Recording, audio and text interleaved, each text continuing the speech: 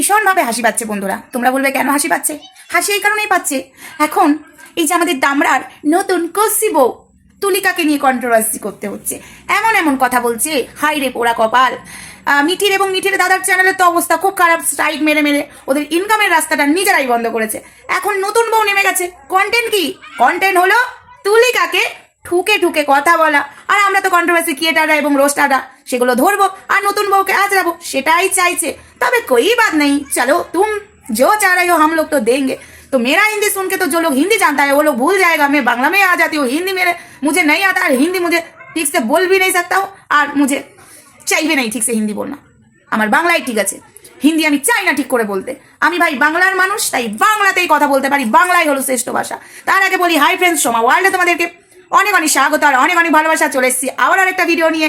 আজকের ভিডিওটা রাগ দেখাতে ইচ্ছা করছে না, আজকের ভিডিওটা আমার করুণা হচ্ছে, করুণার হাসি পাচ্ছে। হাসি বন্ধুরা, এতটাই হাসি পাচ্ছে, এই যে আমাদের নেহা নতুন বউ গো, আমাদের নেহা বউ এখন ভিডিওর স্টোরি দেখো, ইয়েস বন্ধুরা, আর ক্যাপশনগুলো দেখো, সবগুলোই ঠুকে ঠুকে কথা বলছে আমাদের তুলিকাকে নিয়ে।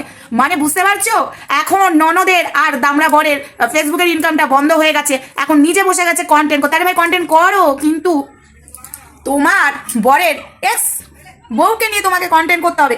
তুমি বাবা নতুন বউ, তো নতুন বউয়ের মতনই থাকার চেষ্টা করো, কিন্তু সেটা না করে তুমিও ইনকামের রাস্তায় নেমেছো ঠিকই, বাট কন্টেন্টটা কাকে করছে একটু দেখো। বলছি সরো হে, একটা মেয়ে খারাপ হয় না, আমি মানছি একটা ছেলেও খারাপ হয় না, কিন্তু একটা মেয়ে কিন্তু চট করে খারাপ হতে চাই না। আজকে একটা ইঙ্গিতে কথা বলছি, আমি সরাসরি না বলে। এই যে ওখানে যেসব মেয়েরা যায় তারা পেটের দায়ে যায়, জানো তো আজকে তাদের সাথে কি ঘটেছিল সেগুলো কি আমরা কেউ জানি? কেউ জানি না। কিন্তু আজকে তাদের শখ জাগে না একটা শরীরকে হাজারটা পুরুষের কাছে দেওয়ার জন্য, কারোর শখ জাগে না গো, ঠিক আছে? খারাপ লাগে তাদের কথা ভেবে, কিন্তু এটা ভেবে দেখো তুলিকাকে যেভাবে কথাগুলো তুমি বলছো, ক্যাপশনগুলো লিখছো, মোটেও কি তুমি ঠিক করছো না? তুমি কিন্তু ঠিক করছো না। আজকে তুলিকা ছেড়ে যায়নি, তুমি ভুল করছো। তুলিকার এক্স হাজব্যান্ডের নতুন বউকে বলছি, তুমি ভুল করছো এই ধরনের কথা বলে, যে ছেড়ে যাবার সে ছেড়ে চলেই যাবে, আর যে থাকবার সে থাকবে। আর থাকার জন্য ধৈর্য দরকার, থাকার জন্য সবকিছু মেনে নেওয়া দরকার। কি মেনে নেবে? কি তুলিকা মেনে নিত? তুলিকাকে এটা মেনে নিতে হতো তার বর তারই খাটে বসে, তারই সামনে খাটে বসে হাজারটা মেয়েকে SMS করছে, হাজারটা মেয়েকে মানে এমনি করছে, সেটা একটা বউ মেনে নিতে পারে? আচ্ছা নেহা, তুমি মেনে নিতে পারবে? এখন যদি দামরা তোমার সামনে করে মেনে নিতে পারবে তুমি? তাহলে এই কথাগুলো কাকে উদ্দেশ্য করে বলছো? আমরা কি বোকা? আমরা কিন্তু বোকা নয়, আমরা বুঝতে পারছি তুমি তুলিকাকে বলছো। তাই বলছি সবকিছু মেনে নেওয়া যায় না, কিছু কিছু না উত্তর দিতে হয়, কিছু কিছু ক্ষেত্রে রুখে দাঁড়াতে হয়। সেই রুখে দাঁড়াতে গিয়ে একটা মেয়ের গায়ে চরিত্রের দাগ লাগিয়ে দেয় সেই তার হাজবেন্ড, তখন কি সেই মেয়েটা সত্যি কি সংসার করতে পারবে?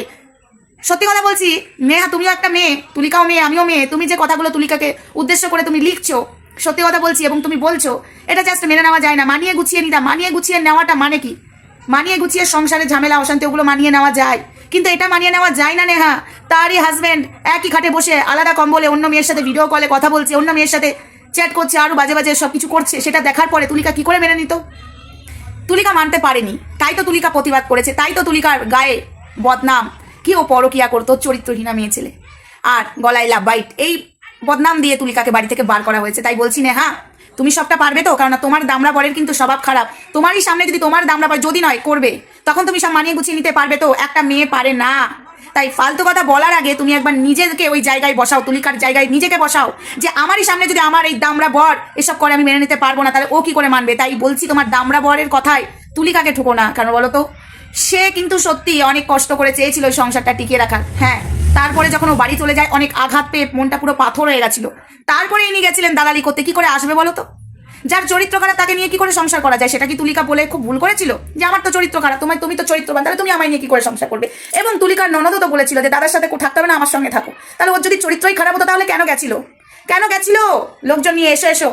একটা কথা ভেবে দেখো নেহা, তুমি মেয়ে, তুমি যে কথাগুলো জানো না সেগুলো নিয়ে তুমি মানে কথাগুলো বলো না যে সবকিছু মানিয়ে নিলেই একটা মেয়ে সংসারে থাকতে পারবে। কি মানিয়ে নেবে? কি তার স্বামী চরিত্রহীন, তার স্বামী অন্য মেয়েদের সাথে কথা বলছে, সেটা মানিয়ে নিতে হতো?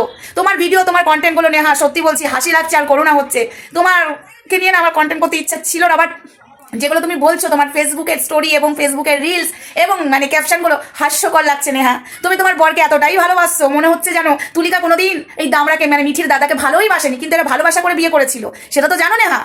আরো থাকো, আস্তে আস্তে বুঝতে পারবে নেহা এই মিঠি এবং মিঠির দাদা কতটা মিথ্যাবাদী। তোমাকে বাজে কথা বলতে খারাপ লাগছে, কারণ তোমার সাথে এই দিনটাই আসতে চলেছে তুলিকার সাথে যেটা হয়েছে। কারণ তুমিও একটা মেয়ে, হারগিজ মেনে নিতে পারবে না তোমার বর অন্য কাউকে মেসেজ করছে আর করবে। আমারই বান্ধবীদের সাথে করেছে, ঠিক আছে? তোমার দামড়া বর, তার প্রমাণ আমার ভিডিওতে আছে। আমার ভিডিওতে চাইলে চেক করতে পারো দামড়াটা কি করেছে। তোমার সাথে বিয়ে ঠিক হওয়ার পরে পরে, এই তো 2 মাস আগে করেছে। তাই তুমি একটু ওয়েট করো, তোমারও সময় আসতে চলেছে। ওই তুলিকার মতো তোমাকেও বদনাম দিয়ে বার করবে। আসছে বছর মিঠির দাদার আবার বিয়ে হবে। তাই করোনা হচ্ছে, তুমি যে কথাগুলো বলছো তুলিকাকে উদ্দেশ্য করে, বিশ্বাস করো হাস্যকর ছাড়া আর কিচ্ছু নয়। এটা আমার করোনা হচ্ছে। তোমার বর তোমাকে যা বুঝিয়েছে, তুমি তোমার বরের ভালোবাসার আবেগে এতই ভালোবেসে ফেলেছো, তুলিকাকে ঠুকে ঠুকে কথা বলছো। ও পারেনি সংসার করতে, ওর ধৈর্য নেই। ওর মতো ধৈর্য হয়তো তোমার হবে না নেহা, তোমার সাথে যদি এগুলো ঘটে। ও তো অনেক কিছু চুপ করে থেকেছিল, যখনই ও মুখ খুলতে গেল তখনই রাতারাতি মুখটা বন্ধ করিয়ে দেওয়া হলো তুলিকাকে। এটা মনে হলো না নেহা যে মুখটা বন্ধ করিয়ে দেওয়া হলো কেন? তুমি তো একটা মেয়ে, তুমি যতই দামড়া স্ত্রী হও না কেন, তোমার এটা ভাবা উচিত ছিল। তো যাই হোক নেহা, তোমাকে আমি একটাই কথা বলবো, তোমার সাথে এই ঘটনাটা যাতে না ঘটে। তুমি এত বলছো তুলিকাকে ঠুকে ঠুকে, ভীষণ খারাপ লাগছে। তোমার হাজবেন্ডকে এতই ভালোবাসো, তোমার হাজবেন্ড, আমি জোর গলায় বলছি, চরিত্রহীন একটা পুরুষ। তুমি যদি এটা বুঝতে, অবশ্যই তুমি এটা বুঝতে পারবে। যেদিন তুমি বুঝতে পারবে সেদিন তুমি ভাববে যে তুলিকা ঠিক ছিল। আর তুলিকাকে যে কথাগুলো আমি বলেছি সেদিন মনে মনে না তুমি অনুশোচনা করবে, খারাপ লাগবে যে এই মেয়েটাকে আমার বলা উচিত হয়নি। এমনি এমনি একটা মেয়ে যায় না। তুমিও সেদিন বসবে এই দামড়ার এগেনস্টে মুখ খুলতে, যেটা কিনা তুলিকা করতে পারেনি, তুমি করবে। চলো সবাই ভালো থেকো, সুস্থ থেকো। দেখা হচ্ছে নেক্সট ভিডিওতে। হাসি পাচ্ছিল মানে নেহা যে ভিডিওগুলো আপলোড করছে, ভিডিওগুলো পাবলিক করছে, সত্যি হাস্যকর লাগছে। আর মিঠির দাদার একটু ইনকামটা বন্ধ হয়ে গেছে, আমি তো খুব খুশি আছি। কারণ লোকের চ্যানেলের ক্ষতি করাটা উচিত না। দেখো, লোকের ইনকাম বন্ধ হয়ে যাক, সেটা তো খুশি হওয়া উচিত না। আমি মন থেকে যে চাইছি যে খুব খুশি সেটা নয়, কিন্তু ওপর থেকে খুব খুশি। কিছু মানুষকে বোঝানো উচিত যে অন্যায় করলে কিন্তু তোমার সাথেও অন্যায় হবে, তাই অন্যায় করা উচিত নয়। চলো সবাই ভালো থেকো, সুস্থ থেকো। দেখা হচ্ছে নেক্সট ভিডিওতে।